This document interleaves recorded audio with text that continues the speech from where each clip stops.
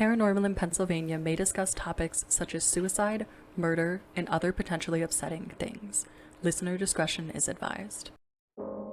Hello, and welcome to Paranormal in Pennsylvania, where we discuss history and hauntings. Today's story is the second library, and it's located in Oakland in Pittsburgh. I'm Sarah. And I'm Erica. Let's get into it. This episode is sponsored by Porter Camp. Celebrating its 50th year, Porter Camp welcomes athletes of all levels aged 7 to 18. They offer the perfect combination of formal gymnastics training or general sports program, combined with traditional boys and girls summer camp activities. Hosted in a non-traditional space, Porter campers enjoy 4 hours of coaching for gymnastics under the big top and sports across multiple fields. Their elite coaching staff and spirited counselors have over 400 years of experience. This year, camp is from August 11th to 16th. To register, go to portercamp.com. In their own words, it's the best week of the year. So, this is our second library. Yes. And again, as I said on the first episode, you wanted to be a librarian when I met you. Yeah. So I love when we talk about libraries. Me too. And this is actually my favorite library that I've ever been to. Really? Yeah. I used to study when we went to Pitt. I used to study in the upstairs room where there's like wooden desk and those like green lights. Yeah, I don't think we've said the name. It's the Carnegie Library in Oakland. But still. Yeah. No, it's like peaceful up there and quiet. And I loved it. Yeah, I used to be outside of it all the time because it's right by Shenley Plaza across from Kathy. But I definitely did go in a few times. I think I had some classes that took me in there and stuff like that. And it's just a beautiful building. It really is. And it's right next to Dippy the dinosaur. Yeah. For those of you who aren't from Pittsburgh, there is a dinosaur right outside of this library that gets dressed up by city residents for different holidays. So if it's hockey season, for example, he'll have like a Pittsburgh Penguins scarf on. He might have a costume or something if it's Halloween. Super cute. So the history, and I actually didn't really know anything about this building other than Carnegie probably paid for it. Yes. It opened on November 5th, 1895, and in 1895, it opened in 95. Sorry if I said 80. In 1881, Carnegie promised $250,000 to the mayor for the development of the library, but the offer was initially denied. And in 1891, the city accepted an expanded grant from him of $1 million. That's a lot of money back then. I mean, that's a lot of money now. I mean, he had so much money, but that's an insane amount of money. Yeah. Did anything say why it was denied the first time? So it said that there was like city officials were turning over and they were worried about re-election because he was kind of a controversial man with the way that he treated his steelworkers. But I mean, when you get an offer of $1 million for free, yes, what are you going to do? But take it. And it was enough money to build the main library in Oakland and other libraries throughout the city, some of which still are there today. So it'll be like the Carnegie Library of Southside. And there are 6 branches, I think, remaining, 6 or 7. Lawrenceville, West End, Mount Washington, Hazelwood, Southside, and Homewood. So you can still visit them. And for this episode, we're going to just focus on the main library in Oakland. An interesting piece of history. There wasn't a ton on the history. I got most of it from their own website. But in 2018, there was a theft of over 320 rare books and items, and they were reported stolen. And this included rare documents signed by Thomas Jefferson that were valued at over $8 million. I did not hear about this, and I was in school. Yes, same. It's very recent. That's really crazy. Yeah. And the investigation went on for 2 years, so they just came to close it in 2020, so it's really recent. Did they find them? Yes, it was a former archivist, and he was charged with theft in conjunction with a rare bookseller. So what happened is they found one of the rare books in the bookseller's shop, and they were trying to slowly sell them, which I guess it makes sense if one item signed by Thomas Jefferson is worth $8 million. Yes. But today there are new security systems in, and the library has over 2.5 million items, which is just crazy. Yeah, that's a lot. Also, is haunted, which should be assumed if it's on this podcast. Yes. So there's actually a blog post on the Carnegie Library website that investigates 3 main ghosts, so we'll start there. The first, and apparently the most common, is the story of the judge. The story goes back that a local judge frequently visited the library right when it was built. So right in the 1900s after it opened. Sometime during the early years of the library, the judge actually hung himself in the stacks. And how nobody saw this kind of shocks me. Yeah, you're talking about like the room upstairs that have like white walls with all of the... It didn't say exactly where. Okay. But even so, I mean, I guess libraries could be not super populated, but it's crazy. Yeah. Eventually, the body was found and removed, but since then, staff and visitors have reported various hauntings from the judge. According to staff, the story is actually passed down to new workers, which I think is kind of cool. Yes. It's like employee orientation. Yeah. And the main way he haunts the library is through writing. So on the ceiling where he hung himself, it will say Sentio est hic, which I'm probably butchering, but is Latin for judge is here. Oh my gosh. Yeah. And That's I think direct. I know it is. And it's like, why? Yeah.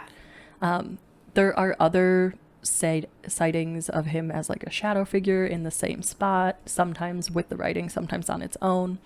And what's interesting is the blog poster did investigate all of the claims of ghosts to try to figure out what they were. And they found that there's no record of an actual judge dying at this time, but that it was probably a local magistrate.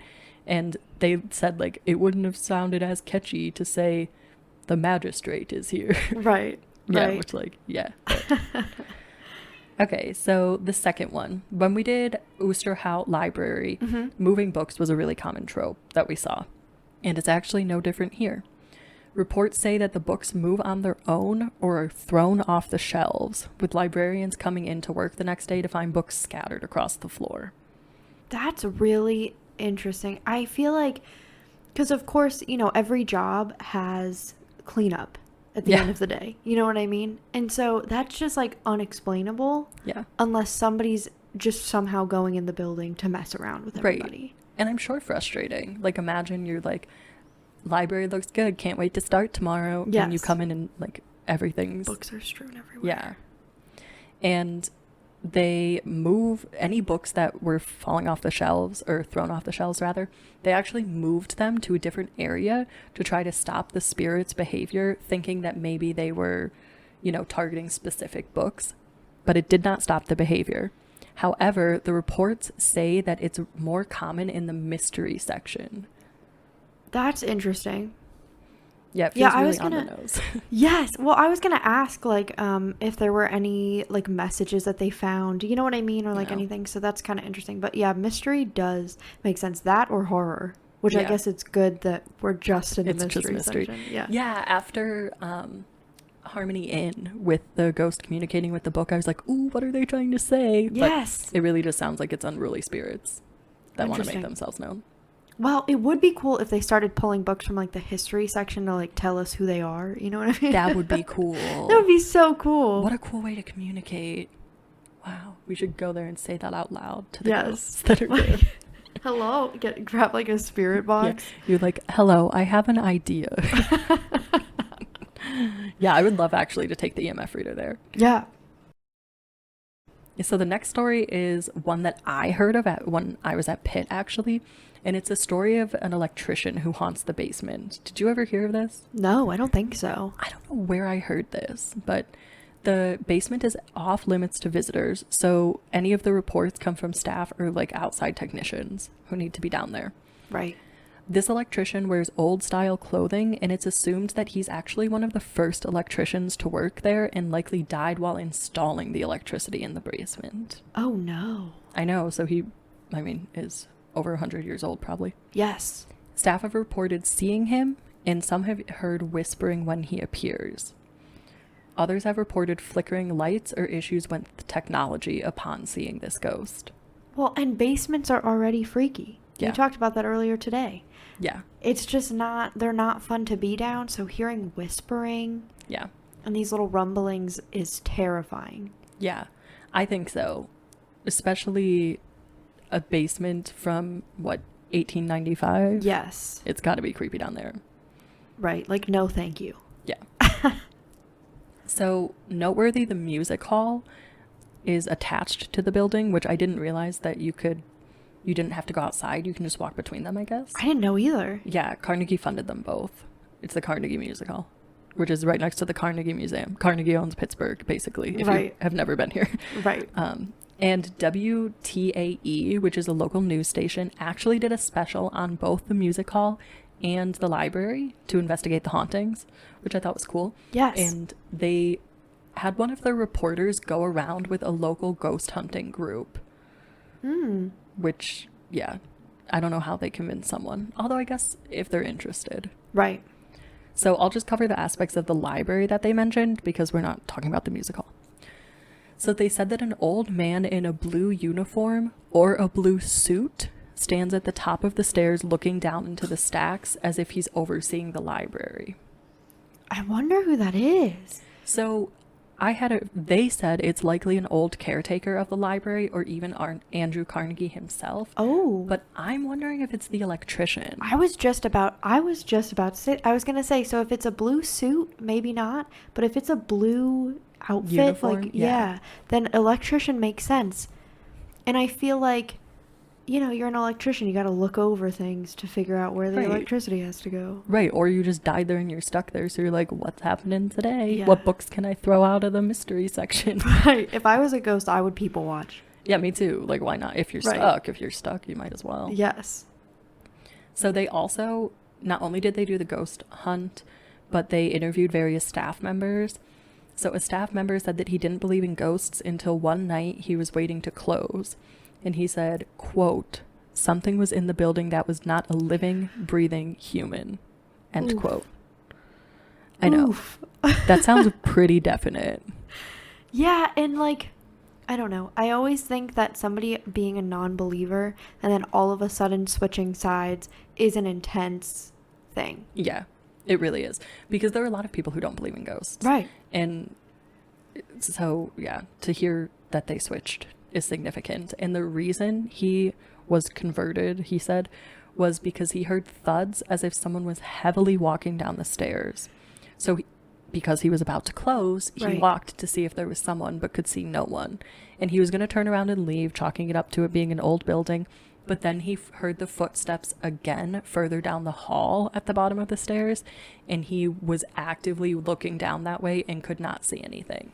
That's so scary because it was walking. It was walking. Oh my gosh, that's so crazy. Yeah. So he said that scared him and turned him into a believer of ghosts. It always happens at closing time. Yeah, it always does. We need to just have the soundbite of closing time. Yeah. Just start playing every time. We can't use that. But yeah, and again, we've talked about this, and I wonder if it's because it's quiet enough at closing time, if it's because it's nighttime. I think there's a myriad of reasons for it happening at closing time. Right, yeah. So the WTAE reporter went on the ghost hunt that they filmed with the group, and it is filmed kind of like not a live act, like a found footage thing. Yeah. And all of a sudden she complains that she's incredibly nauseous. Ooh. And at the same time, behind her, or like close to her, someone says that they feel a cold blast of air. So immediately they have someone with a photo camera following them whenever they feel sensations, which I think is a great idea for an investigation. Yes. So they immediately take a photo. And then afterwards, they're reviewing the photos. And there's a ghost orb right in front of her stomach, like centered on her body, and then right in front of the face of the man that felt the cold blast. Oh my God, there were two. Yeah.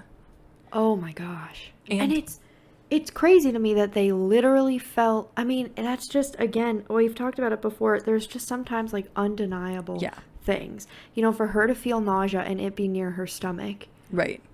Is too on the nose. And so through a skeptic's lens, I guess the paranormal group could have edited them in there.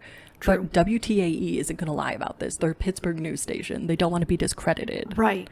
So, so that's crazy to me. Like, they had her on at the end of the segment, and her co-host was like, "That's crazy." And she looks like she had an experience. She's like, "It was crazy." Yeah. So I think it's legitimate. Yeah.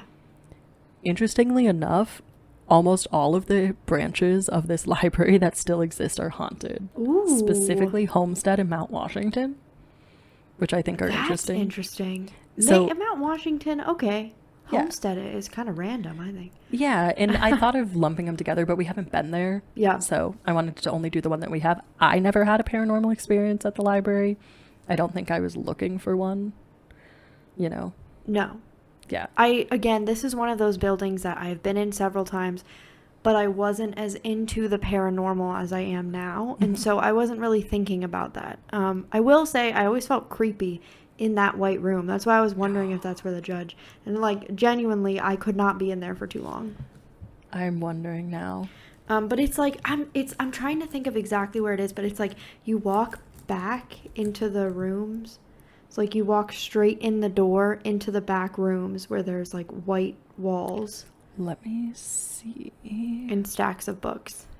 And I think it was the fiction section, if that helps at all. It doesn't say. Gotcha. It doesn't say where his body was found. But yeah, I always felt weird in there. I wonder then if maybe it is there. Yeah. So now to answer the question, would you go to this place of paranormal phenomena? And I would love to go back. I feel like I didn't really appreciate it enough because I probably went in there to study and then left. But I love a library. I love old architecture. Of course I'd go back. Yeah, agreed. I think especially going back now with the lens that we have, that would be really cool. And I think I would stay like overnight and do like a little ghost hunting thing. So I don't know. I was going back and forth on this because like I would definitely go during the day. And at first I was like, oh, the ghosts don't sound bad. Yeah. You know, it's the writing, it's the electrician showing up, books flying off. But then the nausea and cold blast ghost orbs really got me. True. And they did only appear at night, but I don't know. I guess I'd go back. Because it's a temporary sensation. It's not like they're out to do any actual like harm. And who knows what the ghosts are and why they're doing it. Right. I think for me, it's like I would definitely do overnight. But if I hear somebody walking down the stairs and then I hear them walking in the hall, that would be my cue to leave. Yeah. I would be like, you know what? We got enough. And that's a wrap. Yeah. Yeah. Yeah. So that is it for the Carnegie Library of Pittsburgh, located in Oakland. Tune in next week to see what hauntings we discussed next, and stay spooky, my friends.